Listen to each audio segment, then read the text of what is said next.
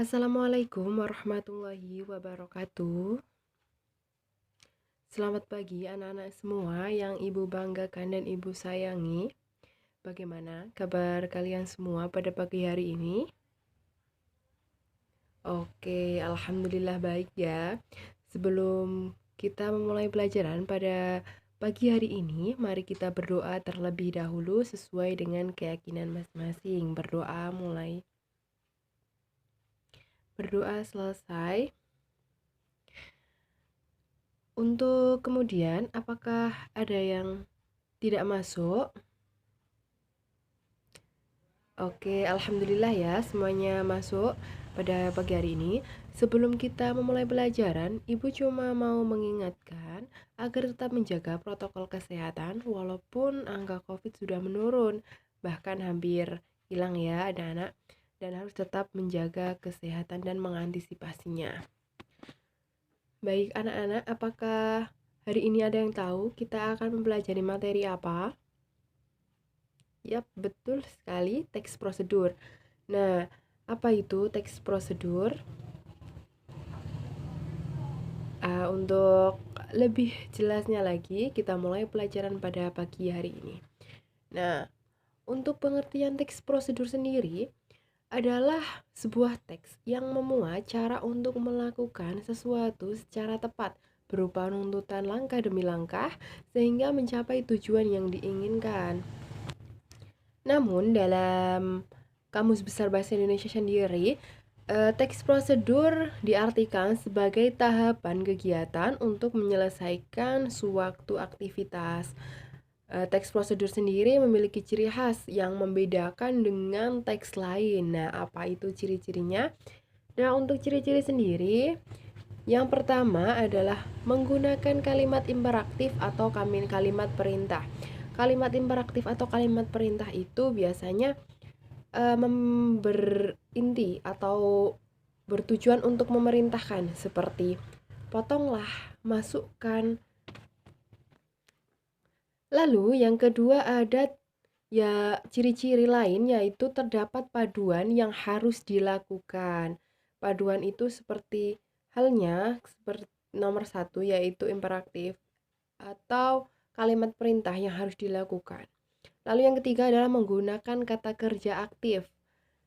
Yang keempat adalah menggunakan konjungsi. Konjungsi itu bisa disebut sebagai kata hubung ya, seperti kemudian, setelah, lalu.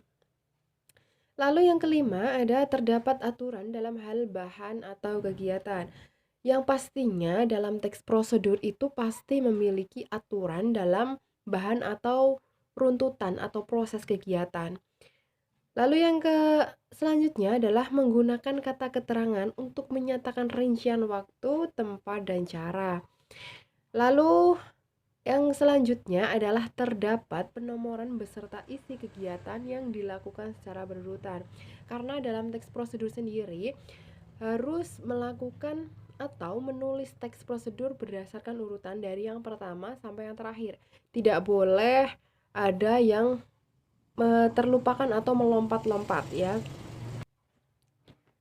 Nah, lalu bagaimana sih cara menyusun teks prosedur yang benar?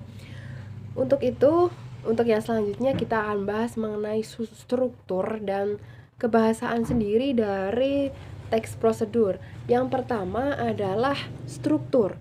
Struktur dari teks prosedur itu meliputi yang pertama adalah judul. Nah, judul pada teks prosedur dapat diartikan sebagai suatu aktivitas atau kegiatan yang akan dibuat.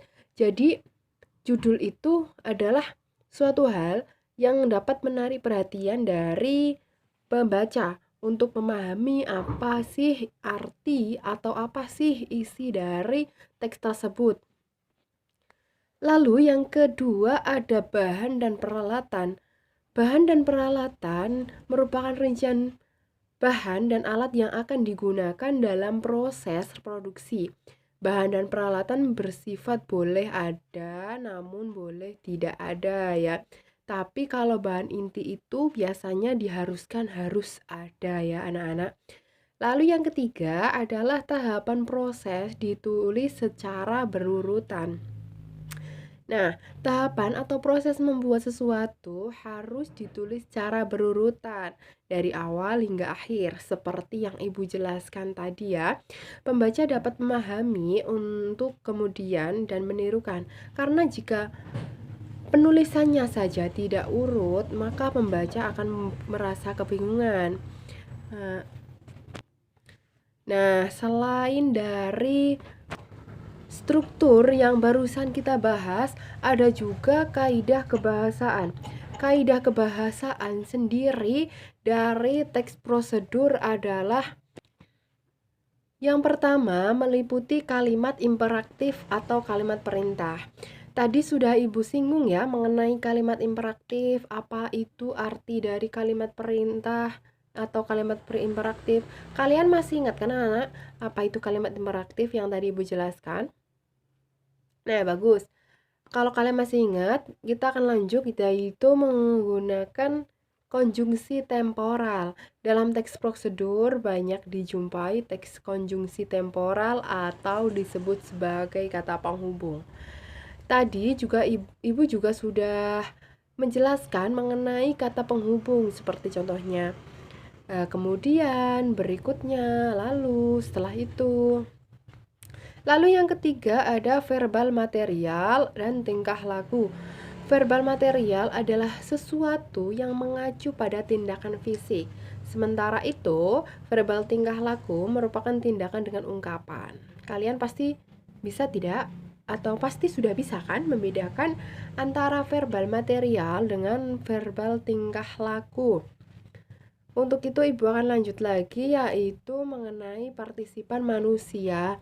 Partisipan manusia merupakan semua manusia yang ikut serta dalam teks prosedur tersebut.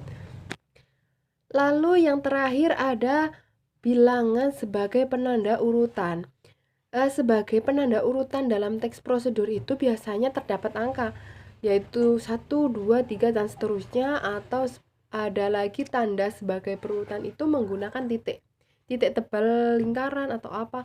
Yang penting itu harus terdapat penanda sebagai urutan-urutannya. Lalu yang kemudian kita akan bahas contoh dari teks prosedur sendiri. Nah, contoh dari teks prosedur sendiri Ibu mengambil dari contoh mencuci tangan dengan benar. Nah, Ibu akan bacakan atau Ibu akan menjelaskan mengenai contoh dari atau tata cara mencuci tangan dengan benar, yaitu yang pertama menggunakan air bersih yang mengalir, lalu basahi tangan dengan air. Yang ketiga adalah tuang sabun pada telapak tangan secukupnya. Yang keempat adalah gosok-gosok telapak tangan dan punggung tangan serta pada jari-jari atau sela-sela jari. Yang kelima adalah bilas dengan air bersih yang mengalir. Yang terakhir adalah keringkan tangan dengan lap atau tisu agar tidak basah dan menempel di baju-baju lagi ya airnya. Nah, setelah Ibu jelaskan materi tadi, apakah ada pertanyaan? Oke, tidak ya. Kalau kalian tidak bertanya, maka Ibu yang akan memberikan soal. Silahkan ditulis soal yang akan Ibu bacakan atau Ibu dikte. Soalnya hanya 2 ya anak-anak.